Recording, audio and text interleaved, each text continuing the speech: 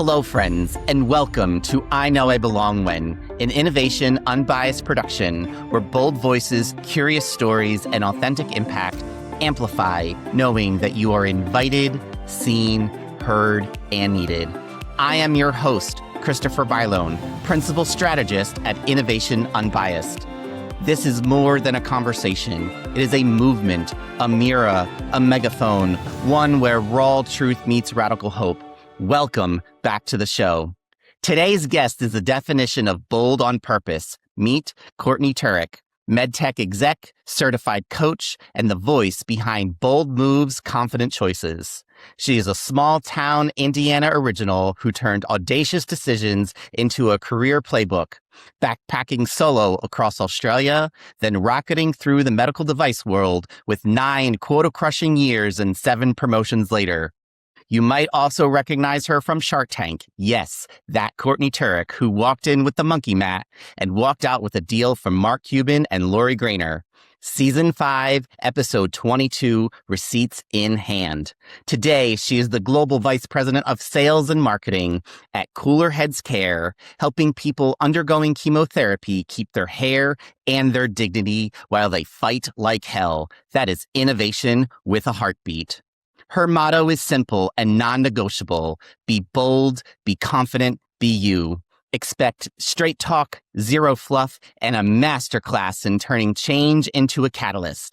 And because this is I Know I Belong When, the show where bold voices and curious stories create authentic impact, we are going to name the moments that made her and the ones that tried to unmake her. Most importantly, we are going to find out when Courtney knows she belongs. So friends, tighten up the straps on your backpack because we are about to embark on a conversation with purpose. Courtney, welcome to I Know I Belong When. Oh my gosh, Christopher. That intro, I have chills from head to toe. I cannot thank you enough for, wow, you made me look really good, Christopher. Thank you. That's the easy part. You look awesome. You are awesome. I am awesome. You're right. And I just love everything your podcast is about, what you're about, and really making us all feel like we belong because we all do. And you've already been teaching me so much, Christopher, as a friend behind the scenes about really opening up my own mind.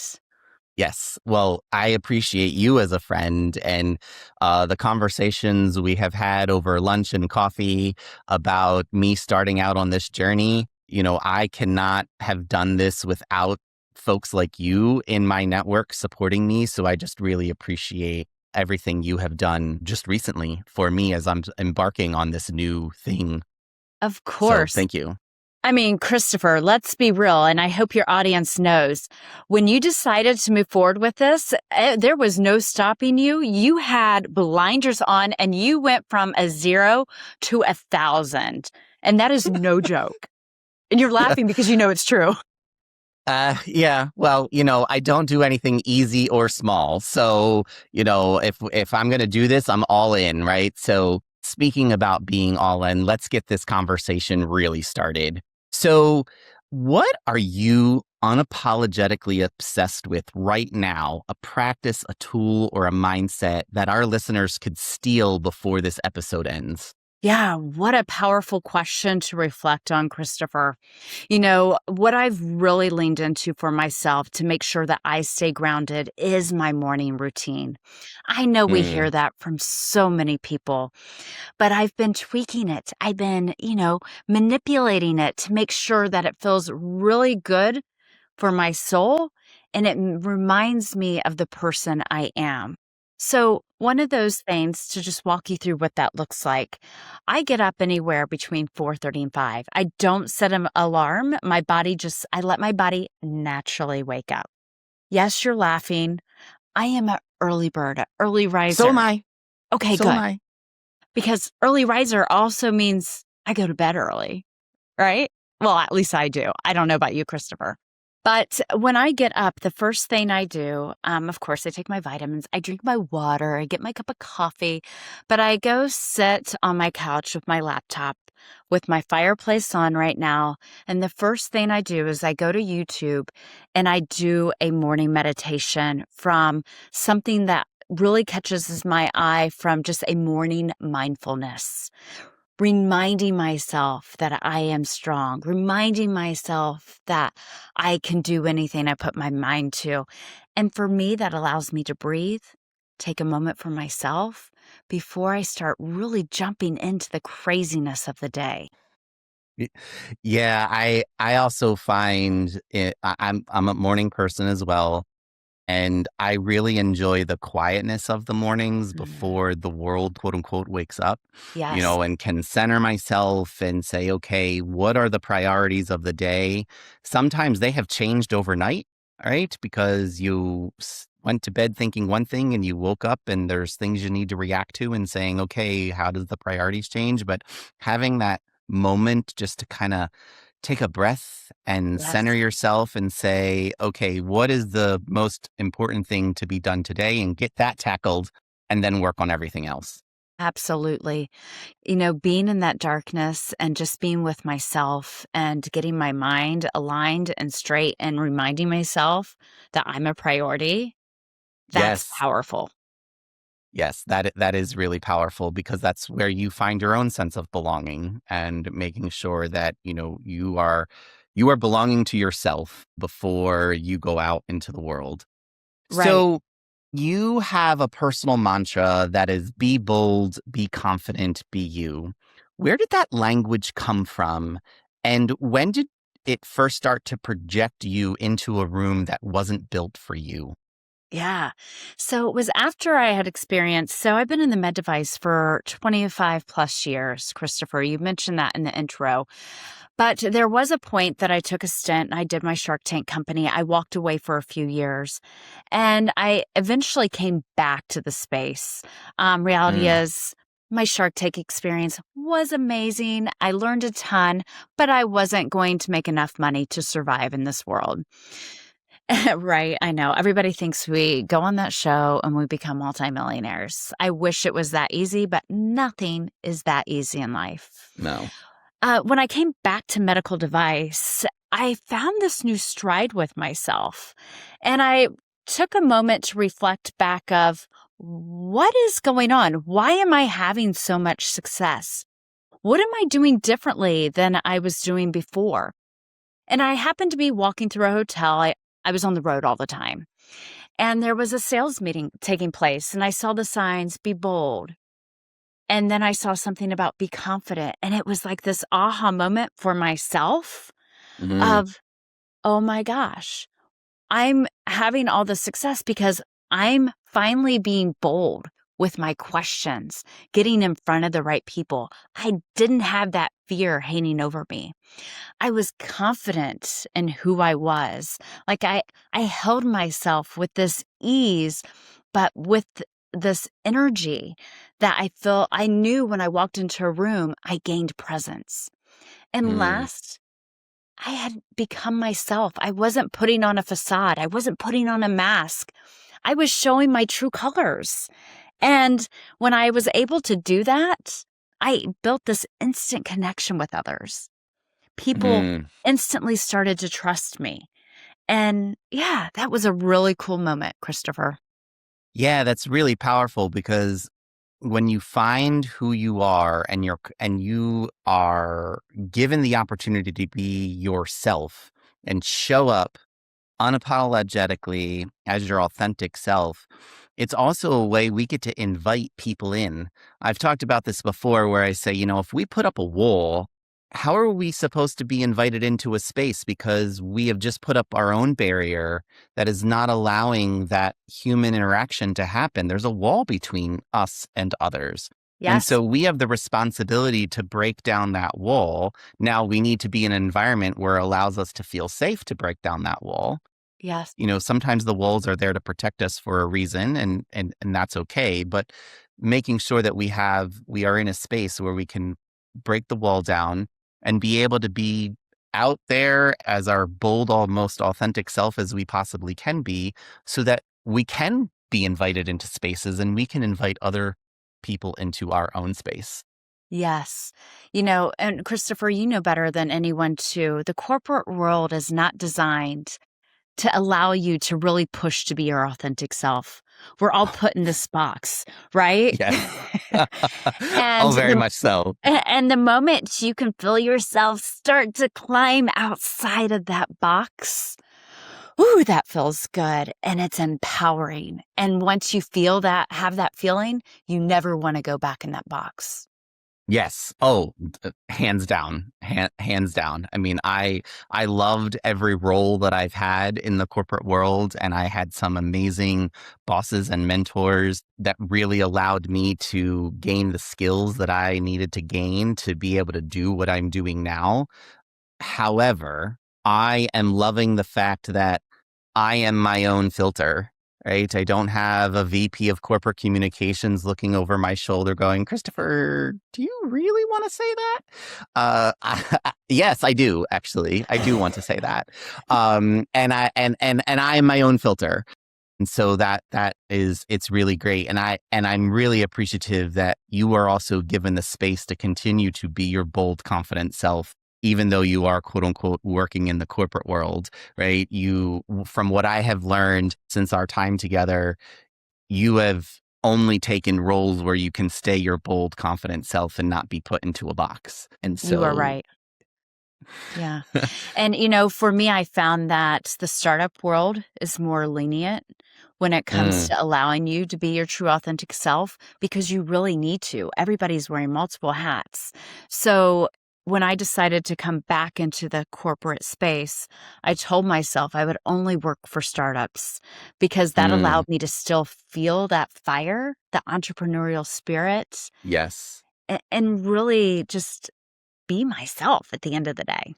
Well, that's excellent. Okay. So talking about being yourself and finding yourself. Give us that exact moment, sensory details and all, where you thought, I belong here. Where were you? Who was there? And what changed for you in that moment? There's a few, Christopher. There's two that I can think of, but I'm going to go back to really where my motto, be bold, be confident, be you, came from. I was, back into corporate world at a startup, and where I finally realized I was firing on all cylinders and realizing I was because I was being myself. I was surrounded by an incredible team. We called ourselves Team Texas. And it was being around all those incredible women. They were women, which is very rare in the medical device space because it is a very male dominant industry. We were sitting around. It was right when COVID was starting to kick off. And we were in my coworker's apartment. There were five of us. We were sitting on this couch and just listening to each other talk about what our individual strengths were. Mm, And that's when it was like, oh my gosh, we're creating something incredible, right? We're really appreciating who the other person is in this space and encouraging each other to be who they are. Because if they can be who they are, they're going to shine and they're going to thrive. And we all have different ways to play off them, right? Because my strengths aren't someone else's. But when we can come together and all fill in those gaps, we become unstoppable. And that's how I felt when I was part of Team Texas. mm. That's really great. I mean, just having the correct people around you to know you belonged here, that you could be authentically yourself, explore who you were, make mistakes, Yes. learn from them, grow is really powerful. So you have talked about working and living in the male-dominated medtech world, the founder grind, being part of startups. So who created the space for your voice at a pivotal moment? What did they do? And not just say, that others could copy so people can also find their own moment of belonging? Yeah, that's another great question, Christopher. When I look back to my beginning of my corporate days and me slowly starting to find my way up the leadership ladder, it was all because of my mentors. Every mentor I had and have had for many years has always been a male figure, which is Mm. really interesting. At the same time, it's because I was in a male dominated field. But I lean into those individuals because they saw something great in me and they continued to give me that encouragement, but to let me shine along the way. I would go to them, ask for more out of a position. They would challenge me. Then, as I kept accomplishing those goals, they kept putting me in a place where I could share my voice. And when they gave me that encouragement, it allowed me to have the ability to be comfortable to speak up in a room full of 30 or 40 people in front of my peers. And when I started to speak up, I realized I wasn't the only one thinking what I was thinking or questioning what I was questioning. And that's when you all start to realize when you raise your voice, you help so many others along the way that you don't even realize. Mm-hmm. Yes. Oh my God. Yeah. I So mean, if you have that fire inside to say something, I encourage everyone out there to speak up because somebody else is thinking the same and needing to hear what you have to say. yes, yes, because I find myself going, okay, why am I the one speaking up? Well, because I want to make sure that others feel comfortable to speak up too. I would tell folks around me, if you have a question, probably somebody else has the same question. So if you feel safe enough and comfortable enough to ask the question, ask it, because there are others around you who probably have that same question, that same thought, and you're going to give them the runway and the cover to also speak up as well. So yes, sometimes it's hard to be the first, but if we're all waiting for somebody to be the first, nobody's going to take that step. Yes. And we sometimes have to be that person who's going to be bold enough to kind of step out in front of the crowd to allow others to also take their own first steps too. I think we've all been in a room where there's been that one person that constantly speaks up. And almost when they speak up, it makes you cringe because it's like nails on chalkboard because really they just want to hear their own voice. Yes. Right? Be that change maker. Be the one who speaks up and breaks the ice from that person who's trying to steal all the thunder, right? Be the person in the room that is different and challenging the status quo. Yeah, and I think for those who are always speaking up and they're probably doing it because they like to hear their own voice, I have a rule for you. It's called wait. Why am I talking? I love that. So, ask yourself, why am I talking? Am I adding value? Was this already said? Is this going to move the conversation forward? But the inverse of that is, why aren't I talking? Have you been shut down? Is there not psychological safety for you to be able to talk? Mhm. I love the wait rule. It's just something that I use all the time in facilitation and just everyday moments. So speak up, right? Use your bold voice and practice, right? It's not going to be easy the first time. It's going to be really daunting and you're going to have a knot in your stomach and it's going to feel uncomfortable and you're going to be really scared. But just know that others around you are going to be there to support you and rally. And probably they're going to cheer you on because they're going to be like, yeah, that's what I was thinking. Thank you for saying it. 100%, Christopher. And even in that moment, if you have the fear, you can write it down. Write it down while you're sitting there. And then right before you say it, just roll your shoulders back and just lift your head up. And you naturally exude confidence. And your voice will even share that confidence. Yes. Yeah. Because fake it till you make it. Right. And so just, sometimes you just got to have to put on an act and play the part and exude that confidence so other people will exude that confidence with you. And before you know it, that confidence is just going to be natural. Right. Yes. And that fear is just going to go away. We all get nervous, right? We all do. And We all we do. everyone gets nervous. So never think you're alone, even when with that feeling. We all, start need to shake our arms a little, get a little hot, you know. It's normal. We all have It, fear. We all have yeah. self-doubt. We all do. We all do. Okay, so we have been talking over the last couple of minutes about the moments that we knew that we belonged and how do we create the belonging for ourselves in that moment and being confident. But this would not be I know I belong when if we did not talk about the moments of non-belonging and when belonging didn't happen for individuals and for you, Courtney. So tell us about a time when you were underestimated in the boardroom or the first move you had to make to reclaim your voice without shrinking yourself. Yeah, again, there's a few, but one that stands out really boldly in my mind is when I was early in my medical device career. I was working for a Fortune 500 company, and I had been in the field for a while. And at this company, you go to the field, you're a sales rep, and they bring successful sales reps in-house to really work the marketing side. So I went in-house as a product manager for one of our portfolios. And we brought on a new VP of sales. And I had introduced a friend of mine to the company.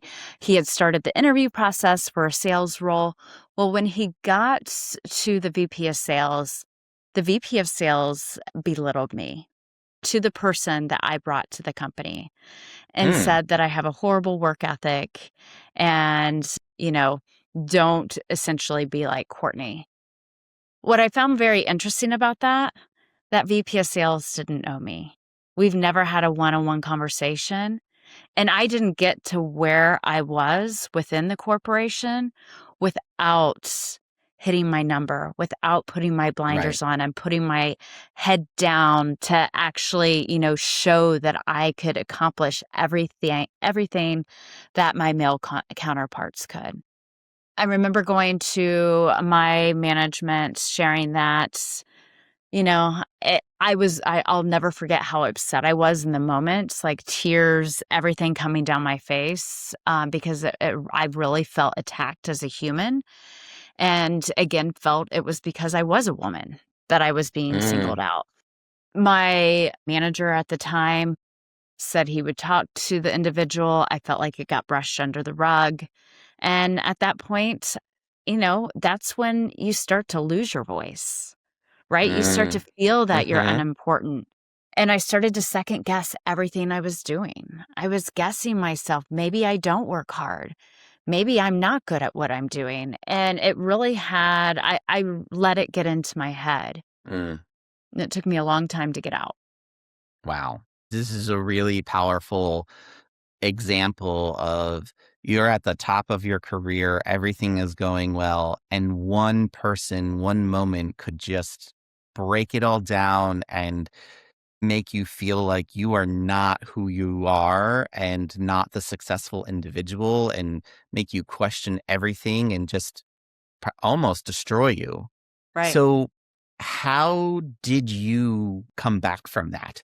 Yeah, again, surrounding yourself with your tribe, I think is the most important thing you can do. That is the best way to start to dig yourself out of that negative headspace. On top of reminding yourself how you got where you are today. Back to Hmm. when I talk about bold moves, I remind people and even myself to go back to the very beginning and start to write down every move you've made in your life, big or small, Mm, every promotion you've had, or just maybe just little things in your life that took you closed a big deal. Put that all down on paper because when moments like that happen to you, you can reflect back to that document and you can remind yourself of how awesome you really are and that you've worked hard to be who you are today. yes. Yes, that is very true. And so those who are listening out there, if you are in a moment where you are feeling like your belongingness has just been completely destroyed and you're trying to figure out where to get to, where to get back to, you got it in you, right?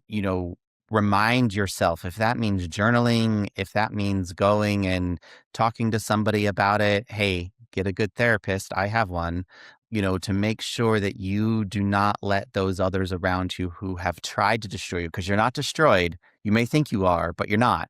right? This may be a little hurdle. This might be a little road bump in the way. The tire might be flat at the moment, but you know what? It's going to get fixed. Yes. And you're going to go on to do great things and probably even better things than what you are doing in the moment. And you're going to leave them in the dust. So just remember that. Okay, let's bring this back to a little bit more of a positive space. You and I have had some really interesting conversations about the role you get to play in Cooler Heads Care, right? Building teams. You're part of this startup. The company is growing by leaps and bounds. And how are you making sure that you're building diverse teams that are inclusive right from the beginning? Yeah. So yeah, right. I can remember the conversation we had at Hawkers, right? And we talked about what are you doing today to build that diverse team right from the start. So at Cooler Heads, the mission is clinical and deeply human. What system or ritual have you helped build to ensure that both patients and your teams feel seen, heard, and needed? And how do you measure it? Yeah. Patient's number one. That's at the forefront for the company. So I'll start there. We have an amazing clinical team that interacts with our patients on a regular basis. So for all of you out there, our company Cooler Heads Care was founded by a breast cancer survivor. Her name's Kate Dilligan. And we're here because of her journey and Mm, trying to save her hair through chemotherapy. While she had a great outcome with the technology she used, she walked away feeling defeated by the process, the mm. expense of it, and just the fact that she couldn't do anything on her own. So kudos to Kate. She created a tremendous, amazing piece of technology called AMA that allows patients to feel empowered again. And part of that, while building our team, Kate hired her nurse navigator. And Mm, so when our patients interact with our clinical team, I can assure you that it is coming from a place of heart and wanting the best for that patient. We're Julia is her name, and she's just fantastic. That is her role. Is keeping the patients at the forefront, making sure they feel okay. What are they experiencing? How can we hold your hand through this process so you don't feel alone? So when we look at bringing our product to market, we've been in the market for a little over 3 years. It's really about making sure we provide the best patient and customer service around. And we're known for that. And we take pride in that. So that's on the patient side. On the team side, it's again making sure everyone has a voice, right? I think that's the biggest. You want to make sure everybody feels comfortable going to their leadership, speaking how they're feeling. Where can we help them? I think it's something that we continuously have to work on, Christopher. I think it can ebb and flow. Right? But when you start to see it go down, that's when you realize that you need to make some pivots, some shifts to make sure that everybody is seen and heard throughout the process. I'm big on trying to help my team grow. We have monthly commercial power hours where I bring somebody in to really talk to the team about different subjects to help elevate themselves in their own game. But I will tell you, this is the first company I've worked for where we are primarily majority females, and mm. that's pretty cool. That is really cool, Yeah. especially given that you've talked about that the medical device world is very male dominated. So an organization that is dominated by women, awesome. Go Yes. you all, right? Yes. Girl power, which Yes. is really, really great. So you have made a big personal move in the last year. And so you have moved a lot. You've moved across cities, you've moved across roles to pursue growth. What is that one micro ritual you use on day one to help signal to a team, a new team, we belong here together? I use the word team quite a bit, right? And I feel that as a leader, if I'm not willing to step in their shoes, then I'm not doing my job. And I really look at a title as just a title We're all in Mm. this together. And if a leader isn't willing to go do what your account executive is doing or your clinical team is doing, then you probably shouldn't be a leader, right? Yes. Reality is, if you're not willing to do what the other people on your team is doing, then you need to rethink your career path. There is no room for ego as a leader, and I think we see it time and time again. And that's where I have to pause. And everyone has ego. We all have ego. And there's times when I see my own ego come out, and that's when I need to pull back a little and need to take a look at myself in the mirror, because that's not the person I am, and it's not the person I want to be. No, well, we all need a little bit of ego, right? Because we need to make sure that we're feeling confident that we can tackle the big things that are in front of us and be the leader that other people need, right? And so that does take a little bit of ego. And so, but we keep it in check. We make sure that it's not coming out in a negative way, right? There It's you how go. do we make sure that our ego is being used in a positive and lifting other people up, not tearing other people down. Yes. So, Courtney, we are coming to the end of this recorded conversation because our conversations continue all the time. So, to wrap things up, Courtney, could you finish this sentence for me? I know I belong When I can be my true, authentic self. And what I mean by that is being my happy go lucky, smiley person, bringing out my jazz hands, and people allow me to be that person. I know I'm cheesy. I accept my cheesiness. And when people allow me to do that, it just warms my heart. And I really believe that I help warm others too. Well, I'm all about jazz hands and cheesiness. So, be all for it, folks, right? Be all in it. Be all in it. Okay, my friend.